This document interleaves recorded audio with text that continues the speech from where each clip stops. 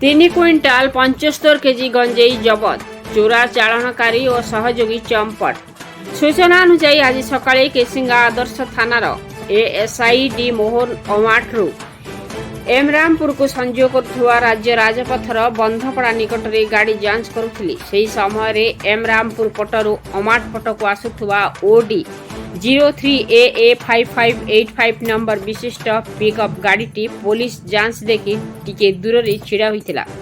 एने पुलिस को संदेह हेबारु जांच करुथुवा पुलिस अधिकारी डी मोहन गाड़ी पाख को जीवा समय उक्त गाड़ी रे ड्राइवर और सहयोगी गाड़ी को छाड़ी चंपट मारिथिवा सूचना मिली।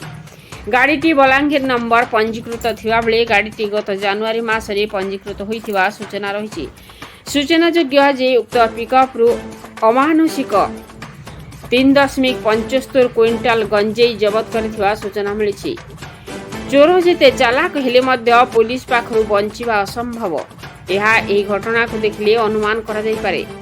जबत होइथिबा गाड़ीर सामना पटे कुंडा और धान बस्ता लोड करी पछपटे गंजेई रखी अभिनव उपाय रे चोरा चालन करुथुवा गंजेई माफिया। विष्णुचरण साईं का रिपोर्ट, मसिया न्यूज। आपण मसिया न्यूज रो यूट्यूब चैनल को सब्सक्राइब कलेनी कि? जदि करि नाहंती एबे करि नियंतु। एहा सह मसिया न्यूज रो फेसबुक पेज को और ट्विटर को फॉलो करंतु। ता सह मसिया न्यूज रो ऐप आसी गलानी।